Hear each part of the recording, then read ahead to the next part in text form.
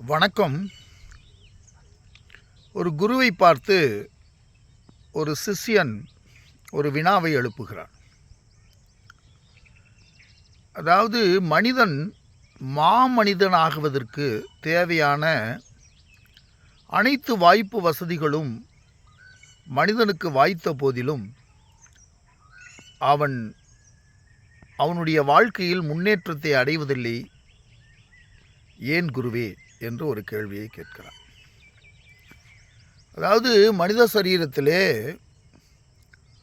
அவனுடைய வாழ்க்கையினுடைய முன்னேற்றத்துக்கு தேவையான அனைத்து தகவமைவுகளும் அமையப்பட்டிருக்கிறது. இருந்த போதிலும் மனிதர்களில் பெரும்பாலானோர் வாழ்க்கையில் முன்னேற்றத்தை அடைவதில்லை. அதற்கான காரணம் என்ன என்று அந்த சிஷ்யன் குருவை பார்த்து கேள்வியாக கேட்கிறார். அப்பொழுது குரு முன்னேற்றம் என்பதனை பற்றிய ஒரு விளக்கத்தை நாம் முதல்ல புரிஞ்சுக்கணும். எதில் முன்னேற்றம் அப்படிங்கிறதுல நமக்கு ஒரு தெளிவு வேண்டும். அப்போ மனிதர்கள் அற்ப விஷயங்களுக்கு ஆசைப்பட்டு அற்ப எண்ணங்களுக்கும் அற்ப உணர்வுகளுக்கும் அற்ப விஷயங்களுக்கும் ஆசைப்பட்டு அற்புதமான வாழ்வை தொலைத்து விடுகிறார்கள். இதுதான் பதிலாக அந்த குரு விளக்கி கூறுகிறார். இதை சற்று நாம் விரிவாக விளங்கி கொள்ள வேண்டும். அற்பமான விஷயங்களிலே மனித மனம் சென்று அந்த விஷயங்களை உண்மை என்று நம்பி அந்த விஷயங்களுக்குள்ளே தன்னை பொருத்தி காலத்தை வீணடித்து மனித சமூகம் அறியாமையிலே சுழன்று கொண்டே இருக்கிறது. இதை கொஞ்சம் ஆழமாக புரிஞ்சுக்கிட்டாதான் இது புரியும்.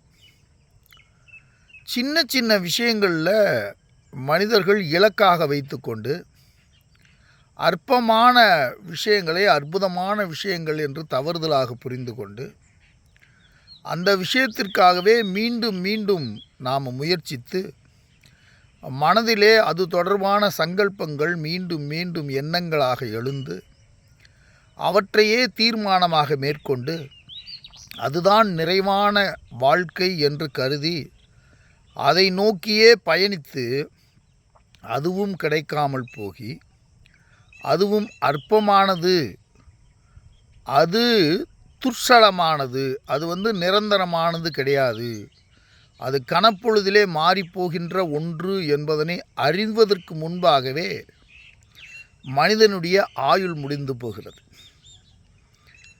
அப்போ அவங்க அடுத்த ஸ்டெப் எடுத்து வைக்கிறதுக்கான வாய்ப்பே இல்லாமல் மனிதர்கள் போய்விடுகிறார்கள்.